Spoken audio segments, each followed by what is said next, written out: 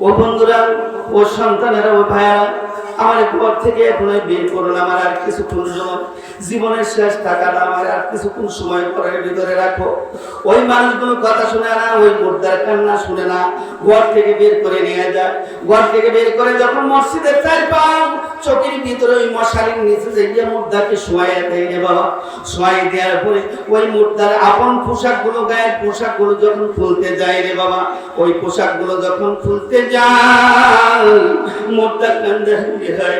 দুনিয়ায় বুঝি আপন মানুষ কেউ নাই, আপন বন্ধু আর কেউ নাই। ওই মুর্দা কান্দার বলে আমার পোশাকগুলো খুলিও না, এই পোশাকগুলো তোমরা কেন খুলিয়ে নেন? আমি তোমাদের জন্য এত সম্পদ গড়ে দিয়ে গেলাম, এত ঘরবাড়ি করে গেলাম, আমাকে এই পোশাকটা নিয়ে দাও। মুর্দাকে এই পোশাকটা দেওয়া হয়নি, এই পোশাকগুলো খুলে ফেলা হয় রে বাবা। বন্ধু আমার, যে কবার ঠাকুরের জান্নাতকে চিনে না, আপনারা মারা যাওয়ার পরে দেখবেন 2 ঘন্টা 4 ঘন্টা সময় আপনি আমাকে কবর ঘরের ভিতরে শোয়াই রাখবে, কিন্তু শোয়াই রাখবে ওই আরাম বিছানা, নরম বিছানার ভিতরে, ওই পালঙ্গের ভিতরে না। আপনি যদি পালঙ্গের ভিতরে মারা যান, আপনাকে 3 জন লোক সে ওই পালং থেকে নাড়াইয়া একটা পাঠি বিছাইয়া পুরাতন একটা চাদর দিয়ে আপনাকে ঢেকে দিবে। কারণ জানেন কি, ওই চাদর তার জীবনে কোনোদিন ব্যবহার করবে না, ওই চাদরদার জীবনে কোনোদিন ব্যবহার করবে না। এই জন্য ওই চাদর দিয়ে আপনাকে ঢেকে রাখছে। এরপরে দেখবেন কিছুক্ষণ পরে বাড়িতে পানি গরম হয়ে গেছে, বাজারে বাস কাটা হয়ে গেছে, কারণ কবর খনন করার জন্য লোক চলে গেছে।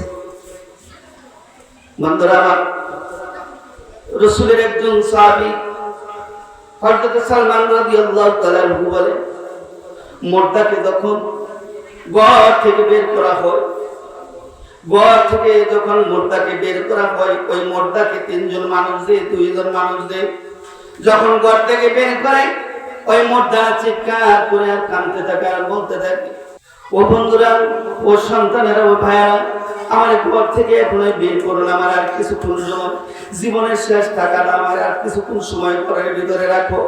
ওই মানুষগুলো কথা শুনে না, ওই মুর্দার কান্না শুনে না, ঘর থেকে বের করে নিয়ে যায়। ঘর থেকে বের করে যখন মসজিদের চার পাও চোখের ভিতরে ওই মশারির নিচে যে মুর্দাকে শোয়াই দেয় রে বাবা। শোয়াই দেওয়ার পরে ওই মুর্দার আপন পোশাকগুলো, গায়ের পোশাকগুলো যখন খুলতে যায় রে বাবা, ওই পোশাকগুলো যখন খুলতে যায় মুর্দা কান্দে হয়। দুনিয়ায় বুঝি আপন মানুষ কেউ নাই, আপন বন্ধু আর কেউ নাই। ওই মুর্দা কান্দার বলে আমার পোশাকগুলো খুলিও না, এই পোশাকগুলো তোমরা কেন খুলিয়ে নেন? আমি তোমাদের জন্য এত সম্পদ গড়ে দিয়ে গেলাম, এত ঘরবাড়ি করে গেলাম, আমাকে এই পোশাকটা নিয়ে দাও। মুর্দাকে এই পোশাকটা দেওয়া হয়নি, এই পোশাকগুলো খুলে ফেলা হয় রে বাবা। এই পোশাকগুলো খোলার পরে বাবা যখন গরম পানি আনিয়া মুর্দার শরীরে সাবান মাখা শুরু করে, বাবা মুর্দার শরীরটা রূহ মুবারক কবজ করার কারণে, মালাকুল মউত ধুলাই করার কারণে তুলার মতো ধুলাই করতে লাগে। এক রাতের মধ্যে মুফাসসিরিন کرام এরকম একটা মিসাল দিয়েছে, কাঁটাযুক্ত একটা জিনিস যদি গলার ভিতরে দিয়া মুসুর দিয়া হয়, যেমন ভাবে পেটের নাড়িগুলো টাস টাস করিয়া সিরিয়া যাবে রে বাবা।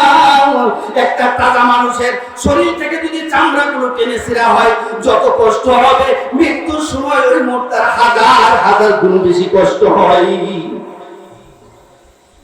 বন্ধুরা আমার, আবার ওই মানুষটা যদি মুমিন হয়ে যায়,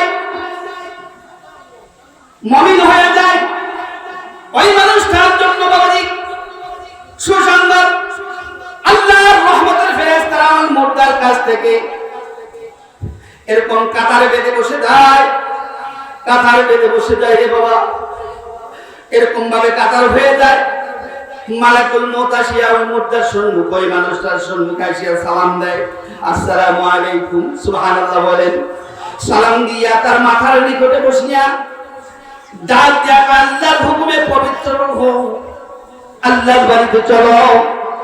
এই পবিত্র রূহ আল্লাহর হুকুমে বন্ধুরা আমার, জগ থেকে গ্লাসে পানি ঢাললে যত সহজে রূহ মুবারক বের হয়ে যায়, ঠিক ঠিক ওই মুমিন বান্দার রূহটা এই গ্লাসের মধ্যে পানি দ্বারা যেমন সহজ, একটা পিঁপড়ায় কামড় দিলে যত সহ্য করা যায়, ওই মুমিনের রূহটা আল্লাহ তাআলা রব্বুল আলামিন তত সহজে কবজ করে নেয়। সুবহানাল্লাহ বলেন।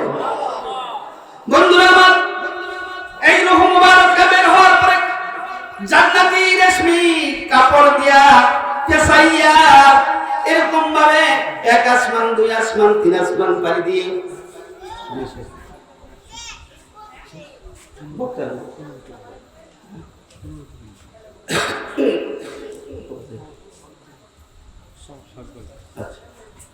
বন্ধুরা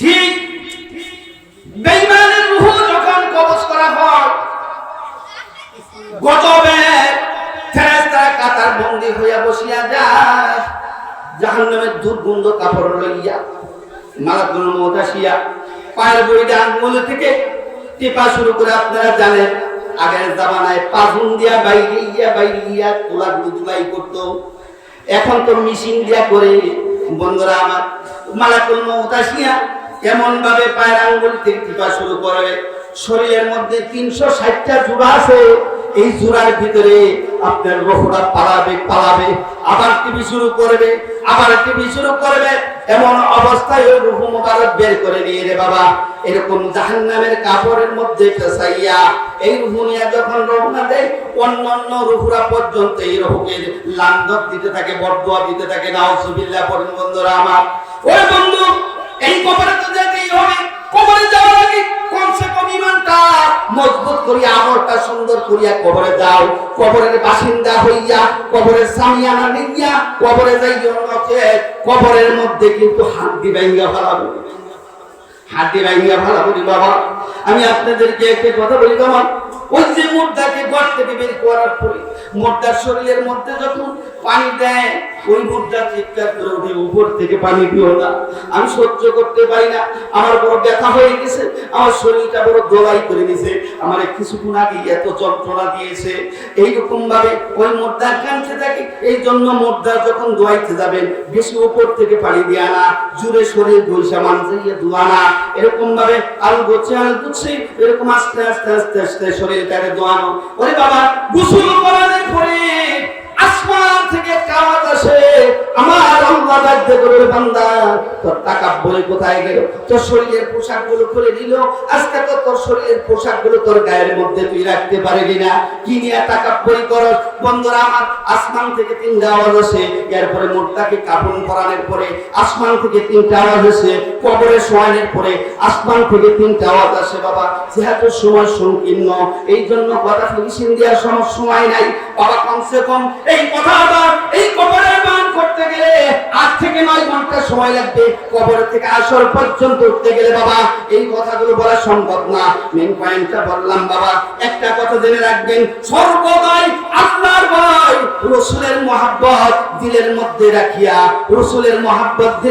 রাখিয়া বন্ধুরা আমার কবরের মধ্যে যায় আল্লাহর হুকুম নবীর তরিকা অনুযায়ী জীবনটারে গড়িয়া আল্লাহর হুকুম নামাজ নবীজির সুন্নাতের উপর আমল করিয়া যদি আপনি কবরের মধ্যে যাইতে পারেন গো আমার আল্লাহ হিসাব দিয়েছেন আল্লাহ ওয়াদা করেছেন আমার নবীর সঙ্গে ওয়াদা করেছেন হে নবী আপনি যে নামাজ শিক্ষা দিতে যাইয়া আপনার মাথার উপরে এই মরণের পয়সা মজুরি চাপাই দিল আপনার উম্মতকে নামাজ শিক্ষা দিতে যাইয়া আপনার রক্ত মোবারক ঝরলো আপনার উম্মতকে নামাজ শিক্ষা দিতে যাইয়া এত কষ্ট করলেন গো নবী এই সাজদা যদি আপনার কোন উম্মত দুনিয়ার জমিনে করিয়া কবরে এসে আমি নবী আপনার সঙ্গে ওয়াদা দিলাম গো নবী আপনার সঙ্গে কি ওয়াদা করলাম ওই সাজদারত বান্দাদেরকে আমি আল্লাহ জাহান্নামের আগুনে দিব না বন্ধুরা আমার আল্লাহ তাআলা পুত্র দিবে সাজদায় পড়ে গভীর রজনীতে তাহাজ্জুদে কাঁদেন আর বলেন আল্লাহ জাহান্নামের আগুন থেকে তুমি বাঁচাও কবরের আযাব থেকে বাঁচাও আমার নবী সর্বদাই নামাজের সাজদা থেকে উঠে নামাজ শেষ করে যখন দোয়া করতেন সর্বপ্রথম পানাও চাইতেন আল্লাহ আখিরাতে দুনিয়ার জমিন থেকে চলে যাওয়ার পরে 5টা মঞ্জিল তার একটা হলো কবর এই কবর যে পাস করবে সে প্রত্যেকটা গাড়ি তার জন্য সহজ হয়ে যাবে সে প্রত্যেকটা গাড়ি পাস করে জান্নাতে চলে যাবে আর কবরের মধ্যে যে কঠিন ভাবে পড়ে যাবে আটকে যাবে সে তো প্রত্যেকটা গাড়ির মধ্যে আটকে যাবে সে তো জাহান্নামে চলে যাবে আল্লাহ আমার উম্মতকে তুমি জাহান্নামের মধ্যে দিও না বন্ধুরা এই জন্যই তো সর্বদাই সাহাবায়ে কেরাম কবরের কাছে গেলেই তাদের চোখের পানিগুলো ঝরে পড়তো। উসমান কান্দের, অন্যান্য সাহাবারা জিজ্ঞাসা করলেন, ভাই উসমান, জাহান্নাম জান্নাতের ওয়াজ করলে তো কান্দেন না, কবরের বাড়ি করলে কে তো কাঁদে, কবরের পাশ দিয়ে গেলে আপনি এত কেন কাঁদেন? বলে দুনিয়ায় সাথী আছে, বন্ধু আছে, বিবি আছে, সব জায়গায় সাথী আছে। জাহান্নামে যাব, জাহান্নামেও সাথী আছে, জান্নাতে যাব, জান্নাতেও সাথী আছে, হাসরে যাব, হাসরেও সাথী আছে, মিজানে যাব, মিজানেও সাথী আছে। কবর এমন একটা বড় জায়গা, দুনিয়ার জমিনে সামান্য অন্ধকার জায়গার মধ্যে যদি একা একা চলেন বড় ভয় লাগে। আর কবরের মতো ওই পাঁচতলায়, ওই গাছতলায় যখন আপনি আমাকে রাখিয়ে আসবে রে ভাই, রাখিয়া যখন আসবে তখন আপনি আমার কি অবস্থা হবে রে ভাই? ওই কবরের মধ্যে রাখলে রে বাবা, ওই একা এক ওই কবরের মধ্যে কেমনে থাকবে? কবরের তো নাই সালানা, নাই তো দরজা, নাই তো বিছানা, নাই তো বালিশ। আপনাকে সাদা এক টুকরা কাপড় দিয়া কবরের মধ্যে সকলেই মিলে যত তাড়াতাড়ি পায় আপনার কবরে শোয়াই দিব। এই কবরের পুঁজি নিয়ে বাবা কবরে দেন, আর কবরের পুঁজি নিয়ে যদি কবরে না যান, এই কবরের মধ্যে কিন্তু এমন একটা অবস্থা হবে। আবু জরকে খাতুনে জান্নাত ডাক দিয়া বলতেন, এরকম আবু জরকে কবর ডাক দিয়া বলেন, হে আবু জর, যে ব্যক্তি আমার পেটে ঈমান এবং আমল দিয়ে আসবে তাকে আমি সম্মান করব, আমি কবর জান্নাতের বাগান হয়ে যাব, আমি কবর বেহেশতের টুকরা হয়ে যাব, আমার কবর থেকে জান্নাত পর্যন্ত একটা রাস্তা করে দিব, রাস্তা হয়ে যাবে, জান্নাতের মরুম বাতাসগুলো কবরের মধ্যে বহিতে থাকবে। আর যদি বদামল নিয়ে কবরে আসে রে আবু জর, জানাই দিলাম এমন অবস্থা করব, এমন ব্যবহার করব, ওই দিন বান্দা বুঝবে আমি মাটি দিয়া চারণ এমন জুড়ে একটা ঠাসা মারব, বামের বাজুরি হাড়গুলো ডাইনে ঢুকিয়া যাবে, ডাইনের বাজুরি হাড়গুলো বামে ঢুকিয়া যাবে, এমন ভাবে মারব মাটির সঙ্গে মিশায়া মারাবো। আর যদি তুমি জাহান্নামী হও, তোমাকে কবরে জাহান্নামের বিছানা পেতে দেওয়া হবে, জাহান্নামের পোশাক পরাই দেওয়া হবে, জাহান্নামের সঙ্গে কবরের সঙ্গে রাস্তা করে দেওয়া হবে। কবরের মধ্যে সারা জীবন জাহান্নামের পোশাকগুলো পরিয়ে শুয়ে থাকতে হবে। বাবা এটা চিন্তা ভাবনা করে কবরে যাইও। এটা লেকচার না, লেকচার না, দলিলের কথা গো বাবা, এটা লেকচার বলা হয় না, এখানে ওষুধ বেশা হয় নাই। এই জন্য আপনাদেরকে আমি হাতে পায়ে ধরে বলি বাবা, সর্বদাই কমসে কম দিনের ভিতরে 100 বার মৃত্যুর কথা স্মরণ করবেন, 100 বার মৃত্যুর কথা স্মরণ করবেন, কবরের কথা স্মরণ করবেন। আপনি পাপ করতে চাইলেও করতে পারবেন না, আপনার ভিতরে ইমানি জজবা এসে যাবে, ইমানি জজবা এসে যাবে। বাবা তাহলে কবরের ভয় দরকার আছে না নাই? কবরে যাওয়ার জন্য কবরের সামিয়ানা তৈরি করার দরকার আছে না নাই? ঘরে বসে না মসজিদে যাইয়া, এক কথা বলেন না কেন? ঘরে বসে না মসজিদে যাইয়া, ওয়াজ মাহফিলে যাইয়া, নাকি না গানের মধ্যে এসে যাইয়া? ওয়াজ মসজিদে যাইয়া ঈমান মজবুত করতে হবে, আমল ঠিক করতে হবে। এরপরে আপনি কবরে যাবেন, কবরে সামিয়ানা হয়ে যাবে। আপনার কবরে শোয়ানোর পরে দেখবেন কি আরাম, বাবার বাবা, জান্নাতের পোশাক পরাই দিছে, জান্নাতের বিছানা বিছাই দিছে, কবরের সঙ্গে রাস্তা করে দিছে। আপনার এমন একটা ঘুম লওয়াই দিবে, ইসরাফিল ওই বাঁশির মধ্যে ফুক না দেওয়ার পর্যন্ত আপনার ঘুম বাড়বে না। যেদিন ঘুম আসবে ওই দিন বাঁশের কেলুরের মতো জায়গা হাসরের ময়দানে উপস্থিত হয়ে যাবেন। আল্লাহ তাআলা আপনার হিসাব লয়া আপনাকে মাফ করে জান্নাতে পৌঁছে রাখবেন। সুবহানাল্লাহ। বন্ধুরা আমার,